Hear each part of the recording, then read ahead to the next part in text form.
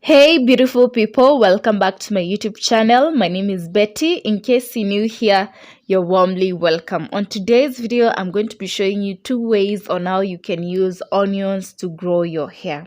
Onions contain a lot of healthy benefits that help grow and strengthen our hair. They help, soothe dry, itchy scalp.